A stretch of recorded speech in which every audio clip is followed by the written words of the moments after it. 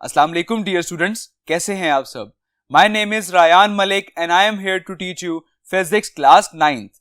आज हम स्टार्ट करेंगे चैप्टर नंबर 5 का topic mass of the earth. तो आइए चलते हैं बोर्ड की तरफ। Chapter number 5 gravitation and the topic 5.2 mass of the earth, and this is one of the most important topic from board point of view। Board में बहुत बार ये long question आ चुका है, that is mass of the earth। सो आपको नाम से ही पता चल रहा होगा mass of the earth मतलब कि अर्थ का mass। सो इस लेक्चर में हम अर्थ का mass कैलकुलेट करेंगे। ओके, लेट्स सपोज जैसे कि आपको यहां पर एक सर्कल नजर आ रहा है। लेट्स सपोज कि ये सर्कल अर्थ है। Let's suppose this is earth, और इस अर्थ पर एक मास रखा हुआ है जिसको m से रिप्रेजेंट किया जाता है। सिमिलरली ये लाइन आपको नजर आ रही होगी, ये सेंटर पॉइंट से लेके सर्कल के एंड तक जो डिस्टेंस होता है that is the radius and it is denoted by capital R, and this is the radius of the earth। okay, so consider a body of mass m on the surface of the earth। consider a body of mass m on the surface of the earth। let the mass of the earth be me। let's suppose कि इस अर्थ का जो mass है वो me है and radius of the earth be r। और क्योंकि अर्थ का रेडियस जो है वो फिक्स्ड है, that's why it is a constant value जो आपको याद होनी चाहिए, that R is equals to 6.4 multiply by 10⁻⁶ metre. Clear?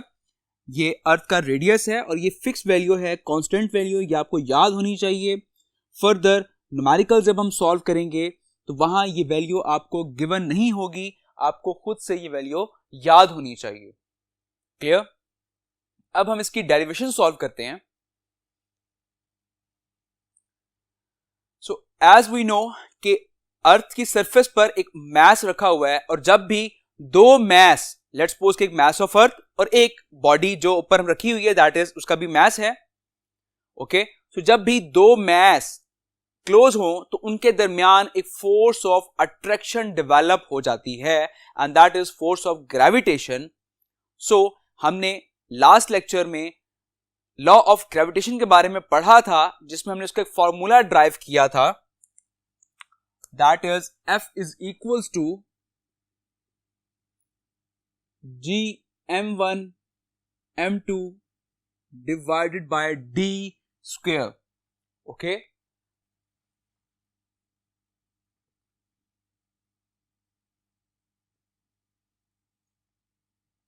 according to the Newton's law,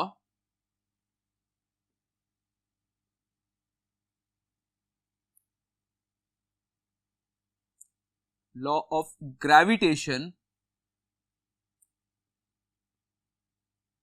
अगर हम इसी फॉर्मूले के अकॉर्डिंग यहां पर एक फॉर्मूला लिखें तो that is F is equals to G m1 and m2। तो यहां आप देख सकते हैं आपको दो मास दिए गए, that is m mass and second is the mass of the earth. So हम लिख सकते हैं कि mass m and mass of the earth and divided by the distance d square. Similarly यहां पर जो डिस्टेंस है that is the radius of the earth. Okay, so we can write here r square. Clear? So यहां पर एक formula आ गया, that is F is equal to G m mass of earth over r square। Last lecture में हमने study किया था कि अर्थ हर बॉडी को अट्रैक्ट करती है अपने सेंटर की तरफ। Okay, so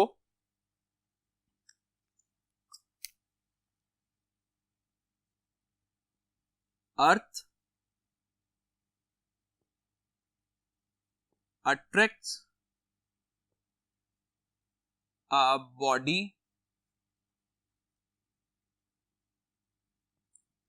with a force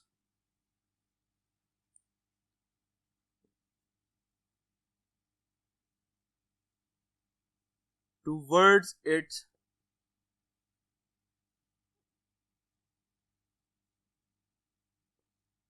its center and its force is equal to the weight of the body.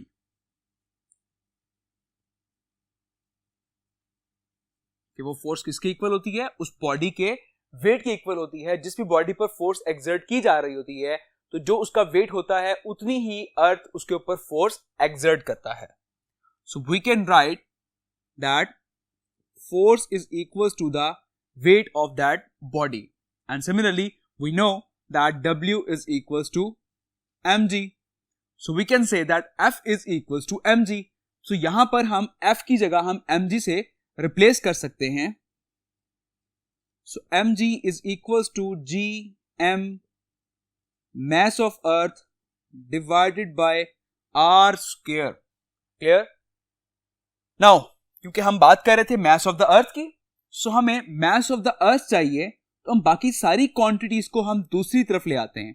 जैसे कि आर स्क्वायर यहां डिवाइड हो रहा है, ये इस तरफ आके मल्टीप्लाई हो जाएगा, और जी एम यहां मल्टीप्लाई हो रहा है तो ये यहां पर आके डिवाइड हो जाएगा। सो एम जी आर स्क्वायर इस तरफ आके मल्टीप्लाई हो जाएगा, और सिमिलरली ये जी एम यहां पर आके डिवाइड हो जाएगा, और यहां पर रह जाएगा simple mass of the earth. Clear? Now m इस m से कैंसल आउट हो जाएगा, और रिमेनिंग आपके पास रह जाएगा g R square over G, and that is equals to mass of the earth. Similarly मैं मैस ऑफ द अर्थ को यहां पर प्लेस लिखता हूं और बाकी सारी वैल्यूज में इस तरफ लिखता हूं। So mass of the earth is equals to g R का square over capital G. Capital G is the gravitational constant. अब आप ये देख सकते हैं कि इन सब क्वांटिटीज की वैल्यूज आपको पता है। G इज द ग्रेविटी और इसकी वैल्यू होती है 10।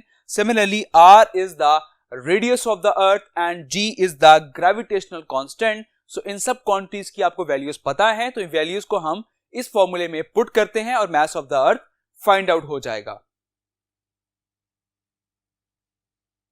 सो by putting the values in the formula,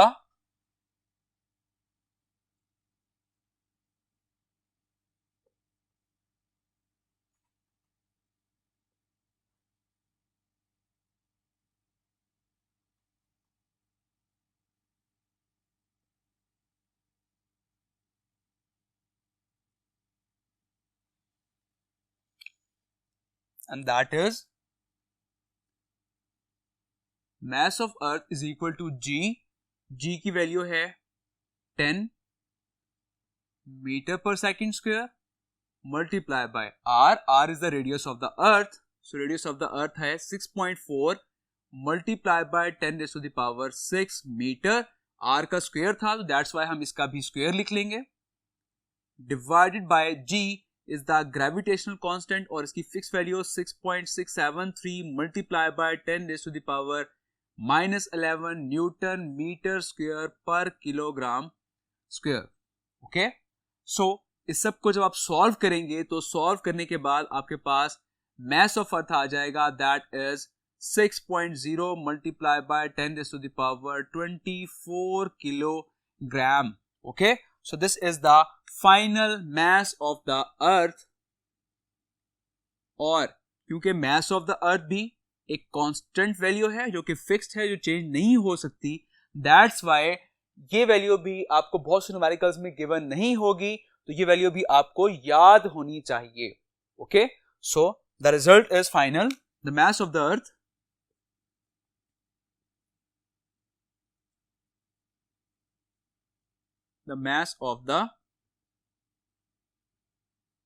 earth is 6.0 multiplied by 10 raised to the power 24 kilogram. Clear? I hope ये लेक्चर आपको समझ आ गया होगा। तो अपना बहुत सारा ख्याल रखिएगा। Take care. अल्लाह हाफिज।